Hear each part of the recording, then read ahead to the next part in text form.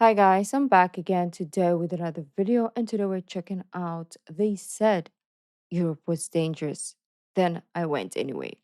So I don't know why people think it is. I don't think I've heard of this as much as other countries, especially from Europe. Like I haven't heard there's a few like Paris, right, that we hear about. But as much as I can remember or I know, that's all I've heard. Like the dangerous part of Europe is Paris. But we're gonna find out. So before we start, don't forget to subscribe, click the bell button, and let's begin. I hate the sound. They told us not to go, that Europe was dangerous, full of pickpockets, terrorists, and unfiltered tap water. Mhm. So I went anyway, and guess what? I survived. Shocking. I know. If you ever tried to go on a school trip to Europe from the US, you probably know they load you up with fear. Mhm. Don't drink the water, never walk alone, hide your money in your shoe, or better yet, just stay home. It's like the second you land in France, someone's gonna slip a blindfold on you. Thing. American culture is obsessed with danger, especially foreign danger. We Mm. grew up on this stranger danger, lockdown drills, and news about that makes Europe sound like it's a war zone. Movies, TV shows, every time you see a protest, it's like Europe is on fire. Even teachers, sometimes pass it on without even realizing they're just repeating the same crap that they were taught. That the US is the safest, freshest, most exceptional place in the world. And everything else, you should be suspicious. Let's be honest. You Oh know what that's wow. scarier than a train ride in Germany? Some of those lockdown drills we had in case someone might attack the school. That Mm. would it's kind of tricky, right? Here's what actually happened in Europe so far. I took a public train ride. I didn't get stabbed. Um, I drank the tap water. I didn't die or get any other form of sickness. I'm fine. I walked around at night, and be honest with you, walking around at night in Germany is sometimes a lot safer than walking around in the daytime in a city like Detroit or Los Angeles if you go down certain neighborhoods. I have not came across a street yet in Germany where I feel like, uh-oh, I need to get away from here. I need to run fast. Or seen someone walk around with a big, thick jacket, even though it's summertime, and you wonder, Mm. why is he wearing these type of clothes even it's hot? And that was in California. But I have yet to really see that in Germany. Maybe I'm just not looking in the right places, but so far, I don't. Now, what I did see, the people were nice, the people were chill, sometimes a little bit rude. But so far as dangerous, bad experiences, I've yet to find any. Now, here's the scary part that no one would ever want to say out loud. They're not just scared of people going to Europe as being dangerous. They're afraid of people learning too much as well. Sounds a bit dramatic, right? But think about it. The same people that tell you don't go to Europe, you might get attacked in Europe, are often the same people that say don't go to college. It's too liberal. They'll Mm. brainwash you. You'll come back hating America. They're going to teach you all these liberal ideologies and you're just not safe. Now, I'm not advocating for everyone to go to university because it's kind of expensive. That's for another story. But the point I'm getting at is that how they try to use fear and tell you that the universities are too liberal. But the truth is, I don't think universities do brainwash the kids. Mm. What I find to be true is just that universities normally open your eyes up to a lot more experiences that you did not have when you lived in that small town of just 200 people. It just gives you, for the first time, your first taste of freedom. And for a lot of kids, they don't know how to handle it. Now, let me just tell you a side story. I had a girl come up to me when I was in university. This was in 2005, but I think it still happens. She came up to me and she had a conversation with me. She was nice and she said, Justin, you know what? you're the first black person I had a conversation with. And I Okay. looked there like, huh, really? And I kind of smiled, didn't want to throw her off. I'm thinking, how old are you? And you never actually had a conversation with a black person? Huh, that threw me off a little bit. But the truth is that most of these people have been giving fear lessons their whole lives and they just pass it on. That's why I think a lot of time cops are also afraid of black people in America. It's because, well, there are some bad parts of the area, but a lot of times it's just what they've been taught. You've been taught to be afraid of someone different. And once you go to university, a lot of times that's when these children have their first open eye experience. What? It's someone like the Amish in America, right? They have this, they live in these small communities, no technology, no electricity, and then they're given that 1 year to go out into the world and have their experiences. And Mm, some of the kids just go crazy. They go wild. You see, you hear stories about it. Some of them still do return back home to their old Amish life, but then there's others like, once I have my eyes mm, open, I can never go back. And that's what it is in university a lot of times, that these children that have been sheltered, that have been put fear upon them, the fear mongers have had control over them. Once they get their eyes opened up by going to universities or going to another part of the world and start to realize, wow, it's really like that. I can't believe it. okay. I think he's reading his notes. It's okay. At least he has it. But he could have cut it actually. Or he doesn't know how. We'll talk whilst he's When doing a his thing. kid from a small town, small insulated town, suddenly meets people from another country, from another world, they're they learns world history, started traveling abroad, it breaks the spell. And then they start asking questions like, wait, if they lied about Europe, what else have they been lying about? Why do we pay so much for healthcare? Why are universities so Oh. expensive? Why was I told this version of history? And that curiosity that opens, it scares people. It scares people who have built up this fear control their whole life because they don't know the answer to these questions. And same thing when I talk to Americans back home after they say, you've been brainwashed. You don't know what you're talking about. Yeah. Ah, here you are starting up this European socialism crowd. This is what they tell me. I'm like, guys, you know me. You grew up with me. I'm not just trying to tell you some crap. I'm Mm, trying to tell you something. Just listen. But they already have in their head that I'm yeah, trying to I know. I'm a snake charmer. I'm People trying are to like tell them that. some bull crap. I'm trying to sell ice to a penguin.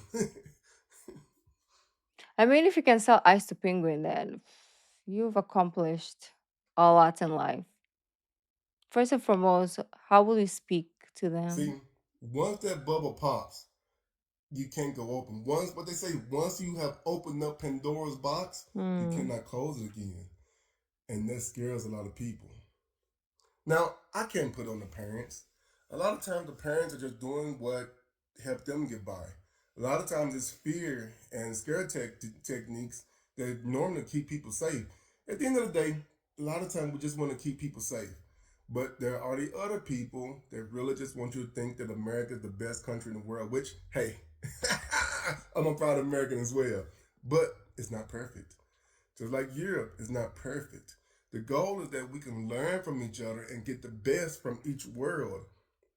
But if we keep preventing people from experiencing or tasting something else, how can they truly know if they love what mm, they're really experiencing?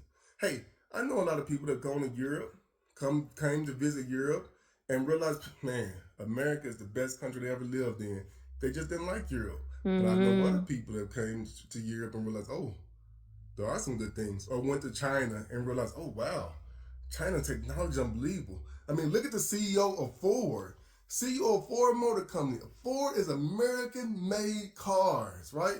And I believe I read a story where the CEO of Ford was driving around in a Chinese made car. And every time he has an interview and I read a story, he's always bragging about how far advanced the Chinese cars are. I mean, he he can't stop talking about it. And mm. he is in charge of another car company and talking about other cars. That's crazy. See, it's everybody. Everybody. Once you get your mind exposed to something and you can realize, wow, that's actually really good. We got to catch up. We are being held back. And sometimes that happens. Does, yeah. If we're too close minded. I'm not saying Europe is perfect. No, not at all. But when the but when American schools act like the rest of the world is just a piece of then I have to talk about that. That's not in education. That's indoctrination. That's oh, I can't even say it. Indoctrination, I think. That is not education. That is indoctrination, right?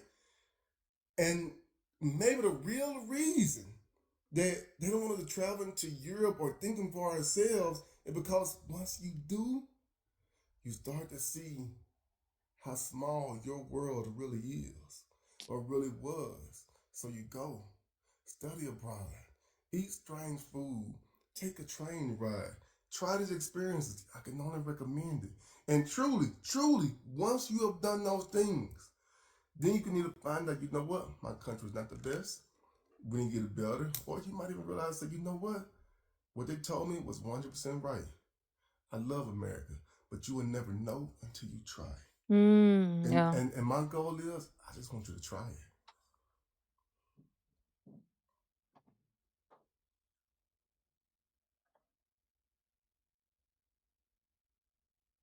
Okay, this video could have Because been here's the like 10 thing, minutes the probably. world is not as scary as they told you. Well, but here's the thing, the But I'm world is not as enjoying scary the as they told you. behind the scenes. Being afraid to do something, that's scary. And that's with anything. What are you afraid of computers? Try it out. If you're afraid to drive, try. We have to get over our fears. Mm. If anything this video is going to teach me is just a PSA. Don't let fear stop you from trying something new.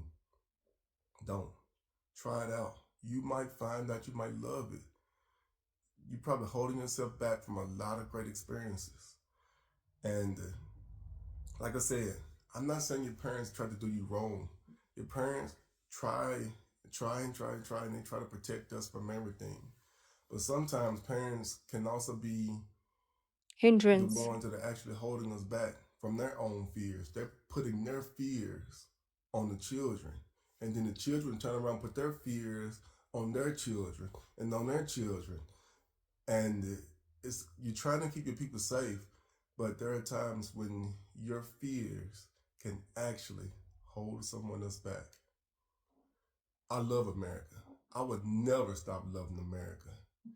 But there's some things that I think America can do better. I love Europe. I have grown to love Europe as much as I love America. But I realize there's some things I wish Europe would do like America. But this education part of just causing people to be afraid of stuff, that's not it. I think it needs to change.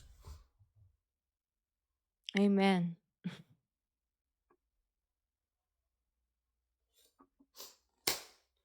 If you please, if you have any interesting stories that fit this storyline, please tag a friend that you think is afraid that needs to travel.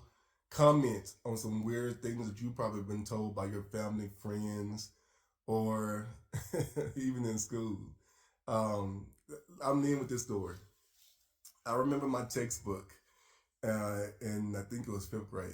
I remember this story vivid. And I remember he had the section of socialism and communism was basically the same chapter. And I vividly remember seeing a store, I think in the Soviet Union, don't know which part, but it's part of the Soviet Union, and it showed long lines. And it showed how destitute that living in the communism world was. And at the time, maybe the book didn't try to, but I feel like it did now because they put communism and socialism in the same chapter, in the same lesson. It was hard for me at this age to really divide the two. And I don't think it's just me. I think a lot of times when you look at when people start talking about socialistic ideals, you say socialism, then someone else is going to say communism. And they put these words together. So it wasn't just me that fell for that hokey doke. A lot of people have. And that goes with that. Now, I'm just repeating this because that was in my fifth grade textbook, and I know how the history books are constantly being changed. Things are being taken out. Things are being held off. America somehow is always the greatest in every form, and when we did do wrong, we found a way to justify the reasoning behind it. Mm. That's a whole nother video. But Germany and Europe, for the most part, don't do it like that. Hey, we gotta get out. So with that being said, please like, I mean, I don't know, subscribe, but comment, tell me your stories. If you know anyone or if you heard anything, I would love to do a follow-up video. okay. They said Europe was dangerous. Then I went anyway. Yeah, I mean, I don't necessarily. Maybe Americans are the ones who talk about it more because over here, no, you never hear this stuff. Like you never hear somebody say, "Oh no, Europe is dangerous." No, unless people have experienced something personally, then they will tell you, "Hey, when I went to here, this happened," and then if ever you go there, just be careful. Like that's it. And it's not a lot of stories like that. It's like I mentioned in the beginning. It's mostly Paris and after watching the video on France, I understand now. And yeah, this has been really eye opening. Well, if you have any stuff that you want me to check out, let me know down in the comments and I will see you in the next video. Bye.